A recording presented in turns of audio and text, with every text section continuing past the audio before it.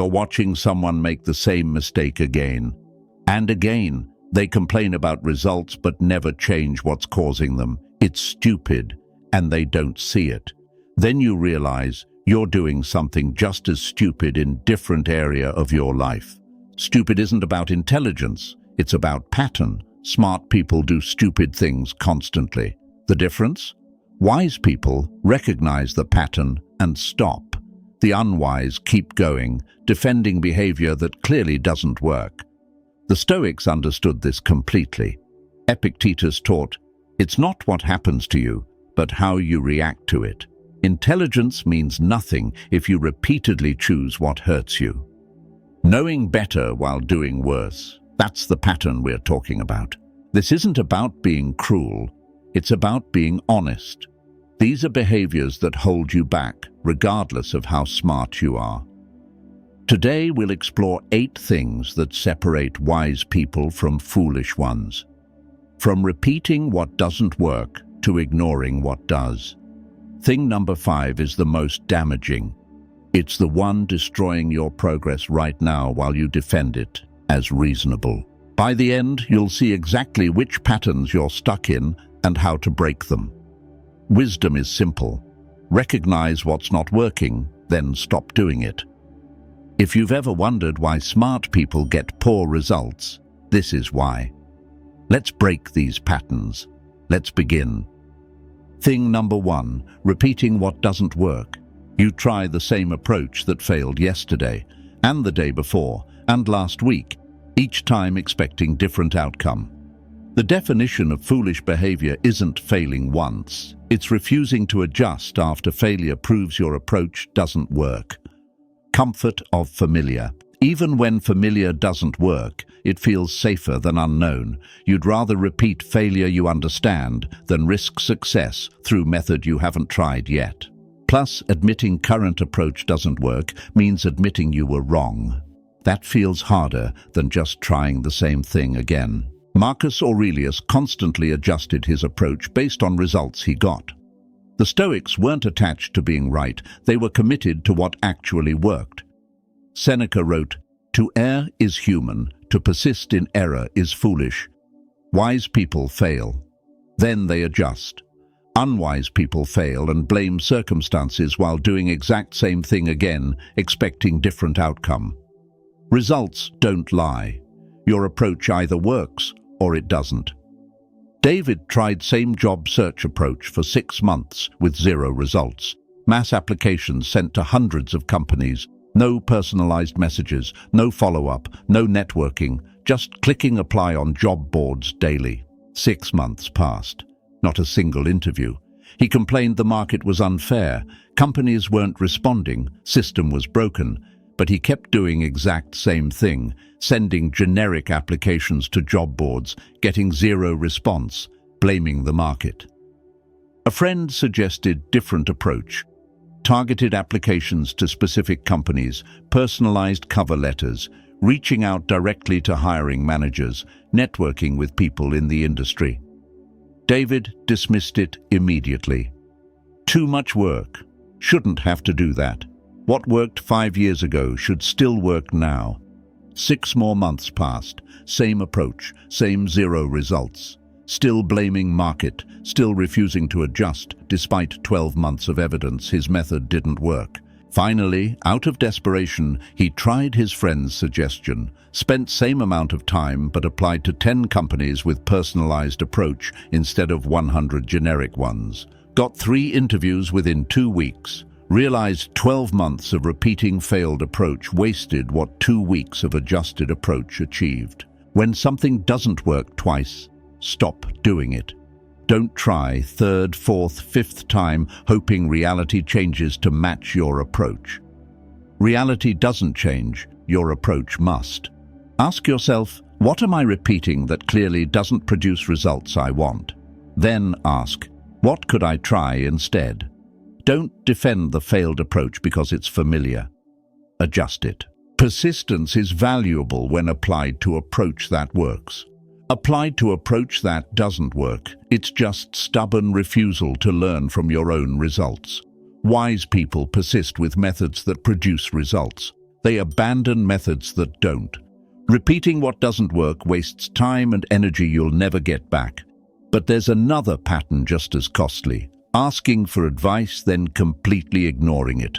That's thing number 2. Thing number 2. Asking for advice, then ignoring it. You ask for advice repeatedly, from multiple people, get same guidance consistently, then do whatever you planned originally anyway. You weren't seeking advice. You were seeking permission or agreement. That's waste of everyone's time, including yours. You want to feel like you're being thoughtful without actually changing anything. Asking advice creates appearance of considering other perspectives while your decision is already made. Or you're hoping someone finally tells you what you want to hear so you can proceed guilt-free with what you wanted to do anyway. The Stoics valued wise counsel highly, but only when genuinely seeking it. Epictetus taught students to examine advice honestly, not defensively. Marcus Aurelius kept advisors whose counsel he actually implemented, not ones who simply agreed with him. If you're not willing to follow advice, don't ask for it. If you ask, listen with genuine openness. Wisdom comes from implementing good counsel, not collecting it unused like decorations. Rachel asked 5 people about her struggling relationship over 3 months. All 5 said same thing. Communication had broken down completely, needed couples counseling or make clean break. Neither person was happy. Staying wasn't helping anyone. She didn't like that advice. Asked 5 more people, hoping for different answer. Got same counsel from all 10, still didn't like it. Dismissed everyone as not understanding the full situation or being too negative. Continued in struggling relationship for another year, complaining to anyone who would listen. Still wouldn't try counseling, still wouldn't make clean break, just wanted to complain and have people agree that her situation was unfair and difficult. Finally, the relationship ended badly after that wasted year, worse than if she'd acted on advice received 12 months earlier. She realized 10 people had been right from the beginning. Year of asking without listening was year wasted ignoring good advice she desperately needed to hear and act on. Before asking advice, ask yourself honestly, am I actually open to changing based on what I hear? If no, don't waste others' time asking for guidance you won't follow. If yes, implement advice given by people you trust. If multiple wise people give same counsel repeatedly, that's your answer, not invitation to ask more people until someone finally disagrees and tells you what you want to hear. Seeking advice you won't follow is a form of procrastination disguised as thoughtfulness. Real thoughtfulness means genuinely considering what wise people tell you, then acting on it decisively instead of collecting more opinions. If you've ever asked 10 people for advice, then ignored all 10, drop "I finally listened" below. Your shift might inspire someone still collecting opinions they'll never follow. Asking, then ignoring wastes wisdom offered freely. But another pattern is equally self-defeating. Blaming circumstances while changing nothing about your situation. That's thing number 3. Thing number 3. Blaming circumstances without taking action. Everything wrong in your life is someone else's fault. The economy, your boss, your family, bad luck. You have detailed explanation for why nothing is your responsibility. But explanations don't change results. Action does. You're stuck because you're explaining instead of acting. Blame protects ego while explaining failure. If circumstances caused your problems, you're victim, not participant. That feels better than admitting you contributed. Plus, taking action means taking responsibility, and responsibility means you can't blame anyone else if it doesn't work. Blame is easier than risk. Epictetus was born a slave. He had more legitimate excuses than most people will ever have. He focused on what he could control, his responses, his choices, his growth. Marcus Aurelius ruled during plague, war, and constant betrayal. He didn't waste time blaming circumstances. He acted within them. The Stoics understood. Blame equals surrender of power.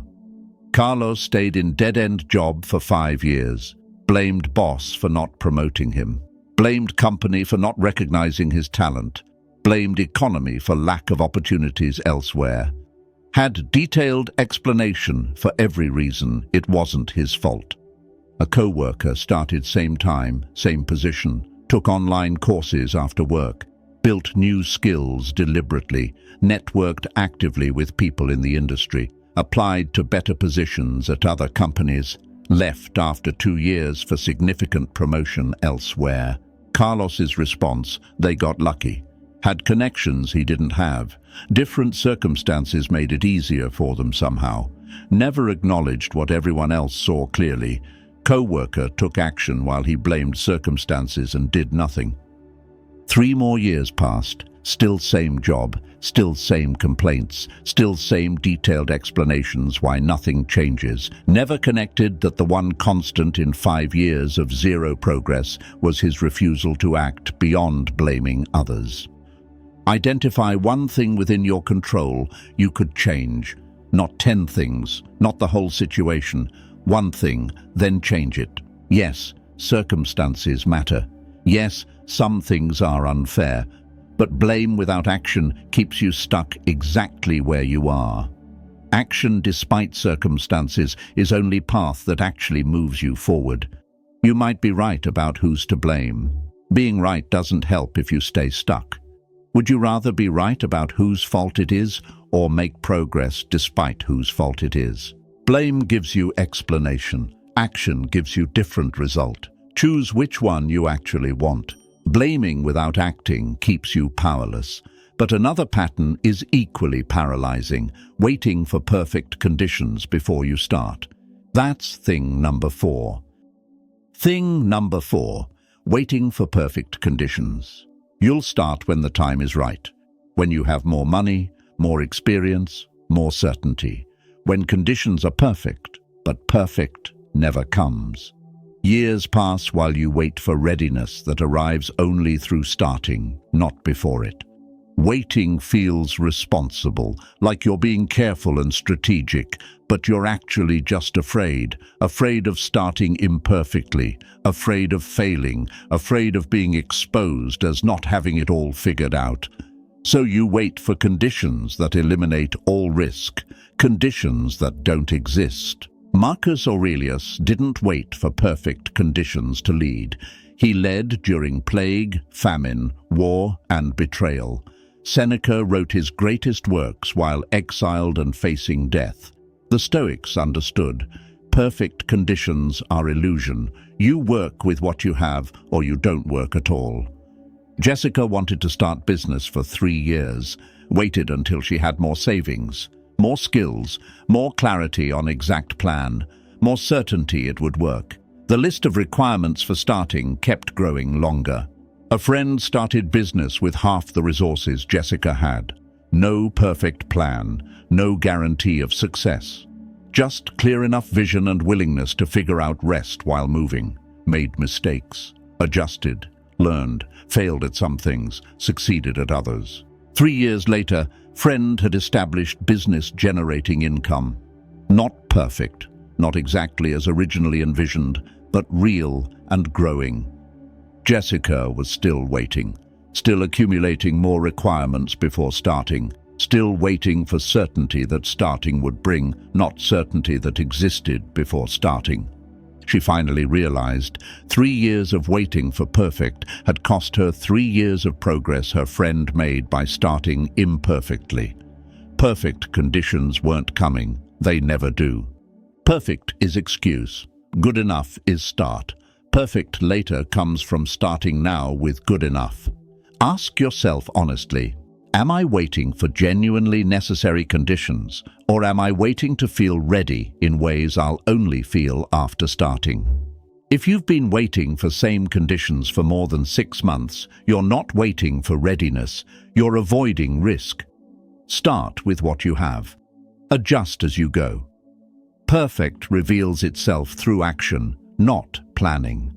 You don't need perfect to start. You need start to approach perfect. Waiting for perfect conditions before beginning guarantees you'll never begin at all. If waiting for perfect has cost you years of progress, subscribe so we can keep breaking patterns that keep you stuck. Waiting paralyzes progress, but there's pattern even more destructive, ignoring what your results are telling you. That's thing number 5. Thing number 5. Ignoring what your results are telling you. Your results are speaking clearly. You're just not listening. You keep saying you want one thing while your actions consistently produce the opposite. Your results are honest feedback. Your excuses for ignoring them aren't. You don't want to face what results reveal about your actual priorities versus stated ones. Admitting results are accurate means admitting your approach or effort isn't what you claim. That's uncomfortable.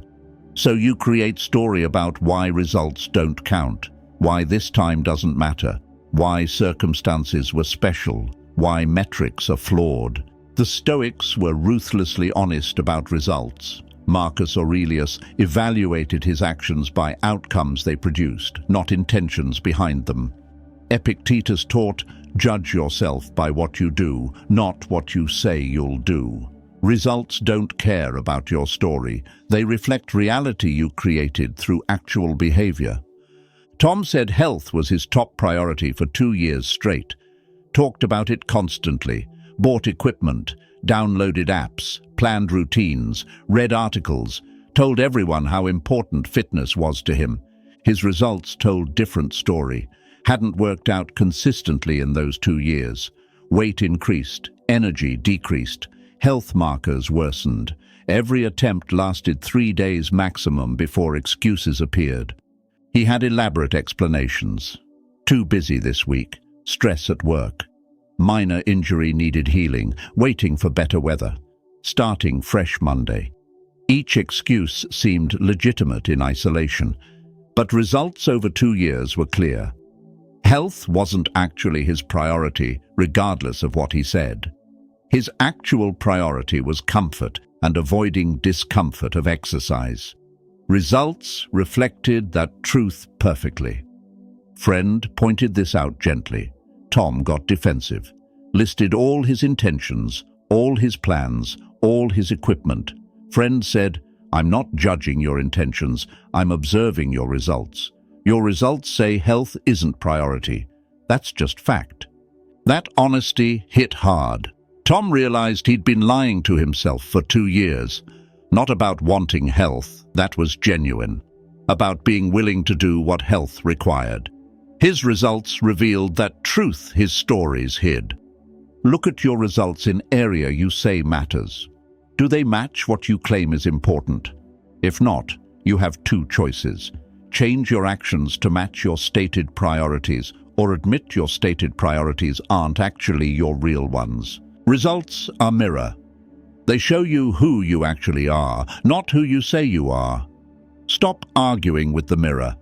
Either change what you're doing or change what you're claiming. Ignoring results keeps you lying to yourself. But another pattern might be even worse. Defending behavior everyone else sees as problem. That's thing number 6. Thing number 6. Defending behavior everyone else sees as problem. When one person says you have a problem, maybe they're wrong. When everyone says you have a problem, you have a problem.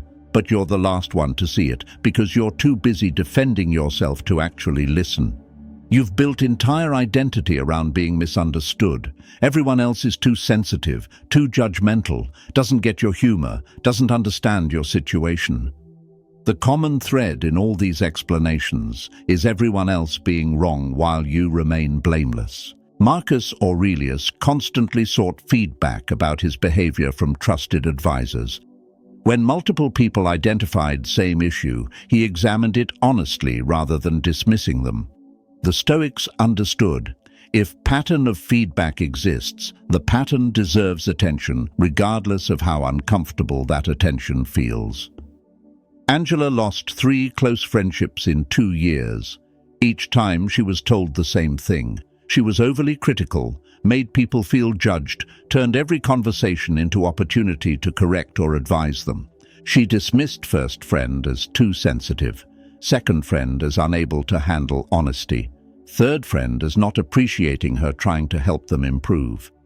Never once considered that three separate people identifying exact same behavior might be pointing to real issue. A fourth friend tried addressing it directly. You're losing people because of how you communicate. Multiple people have said this now. Maybe it's worth examining.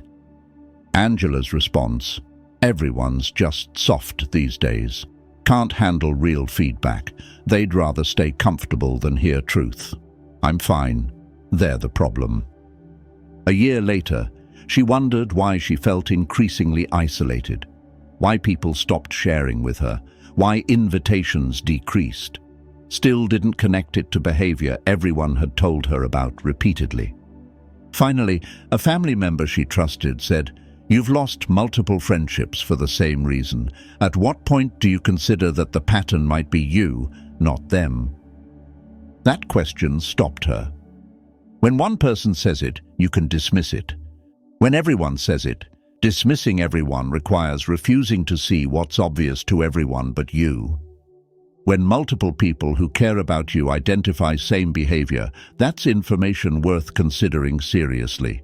Not defending against, not explaining away, actually examining honestly. You can be right that your intentions are good and still be wrong about your impact. Impact is what people experience. Impact is what costs you relationships. Defending your intentions while ignoring your impact keeps you isolated and convinced everyone else is the problem. If everyone's been telling you the same thing and you've been defending instead of listening, subscribe so we can keep building honest self-awareness together.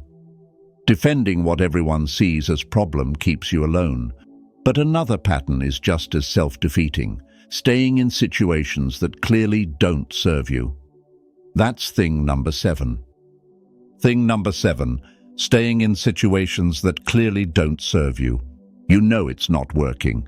Everyone around you knows it's not working. You complain about it constantly, but you stay year after year because leaving feels harder than enduring what's slowly destroying you. Familiar pain feels safer than unknown possibility. You've adapted to this dysfunction. You know how to survive it. Leaving means facing uncertainty, and uncertainty feels more dangerous than guaranteed misery you've learned to navigate. Seneca wrote about people who stay in situations that drain them because they fear the temporary discomfort of change more than permanent discomfort of staying. The Stoics understood sometimes the wisest action is walking away from what doesn't serve you, regardless of how much you've already invested. Mark stayed in toxic work environment for 7 years. Underpaid, undervalued, micromanaged constantly.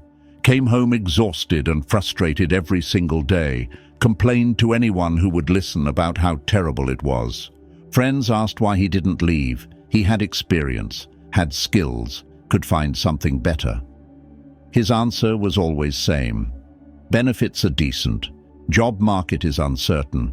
Starting over somewhere new is risky. At least he knows what to expect here. 7 years of knowing what to expect. Daily frustration, no growth, health deteriorating from stress, relationships suffering because he brought work stress home constantly. Finally, company restructured. His position eliminated. Forced to leave the situation he'd been too afraid to leave voluntarily. Within 3 months, he found better job, better pay, better environment, better opportunities. Looked back and realized he'd wasted 7 years in situation that served no one, including the company that eventually let him go anyway. The thing he'd been afraid to do voluntarily happened to him anyway. But only after 7 years of unnecessary suffering he could have ended at any point. Ask yourself honestly, what situation am I staying in that everyone, including me, knows doesn't serve me? What am I afraid will happen if I leave? Then ask, is that fear worse than guaranteed continuation of what I already know isn't working? Leaving isn't failure. Staying in what doesn't work because you're afraid to try something that might, that's the real failure. Sunk cost is sunk. Time you've already spent doesn't become worthwhile by spending more time. Cut your losses. Move toward what could work instead of staying with what definitely doesn't. Comfort isn't worth the cost when cost is your potential, your peace, and years of your life. Staying in what doesn't serve you wastes years. But there's one final pattern, the foundation of all the others, knowing better but not doing better. That's thing number 8. Thing number 8, knowing better but not doing better. You know exactly what you should do. You've read the books, watched the videos, listened to the podcasts, taken the courses. You could teach the principles yourself at this point, but you don't actually do any of it. Knowledge without action is just entertainment you confuse with progress. Consuming information feels productive. You feel like you're working on yourself while actually avoiding the work itself. Learning is comfortable, doing is hard. So you keep learning the same lessons in different formats instead of implementing any of them once. Epictetus was ruthless about this. Don't explain your philosophy, embody it. The Stoics measured wisdom by behavior, not by knowledge. Marcus Aurelius didn't write Meditations to show how much he knew. He wrote it to hold himself accountable for actually living what he understood. Lisa spent 2 years consuming every piece of content about building business, read every book on entrepreneurship, followed every successful founder, took online courses, joined communities, could speak fluently about business strategy, marketing, operations, everything. Never started the business. Just kept learning about starting businesses, told herself she wasn't ready yet, needed to learn more first. One more course, one more book, one more strategy to understand fully before beginning. Meanwhile, someone with fraction of her knowledge started messy business, learned through actually doing it, made mistakes, adjusted, and built something real, while Lisa accumulated more theoretical knowledge she never applied. 2 years of learning produced 0 results except feeling busy and informed. 2 years of doing, even imperfect doing, produced actual business with actual customers and actual revenue. Knowledge became Lisa's procrastination tool. She stayed perpetually in preparation phase, avoiding the risk and discomfort of actually testing her knowledge against reality. You already know what to do. If you've been learning about same thing for more than 3 months without implementing any of it, you're not preparing, you're avoiding. Stop consuming, start doing. Imperfect action beats perfect knowledge every single time. You'll learn more from 1 month of messy implementation than from 1 year of pristine consumption. The gap between knowing and doing is where your life actually happens, or doesn't happen. Every day you spend learning what you already know is day you don't spend doing what you already know needs doing. Knowledge is tool. Tools don't build anything sitting in the box while you read the instruction manual repeatedly. Pick up the tool. Use it. That's the only way anything gets built. We've explored 8 patterns that keep people stuck, repeating what doesn't work, asking then, ignoring advice, blaming without acting, waiting for perfect, ignoring results, defending problems, staying in what doesn't serve, knowing without doing. If these patterns are showing you where you're stuck, subscribe so we can keep breaking cycles that hold you back. These aren't about intelligence. They're about honest self-awareness and willingness to change. You're smart enough to see them now. The question is, are you wise enough to break them? Recognize pattern. Break pattern. That's the whole game. Stay aware, stay honest, stay stoic.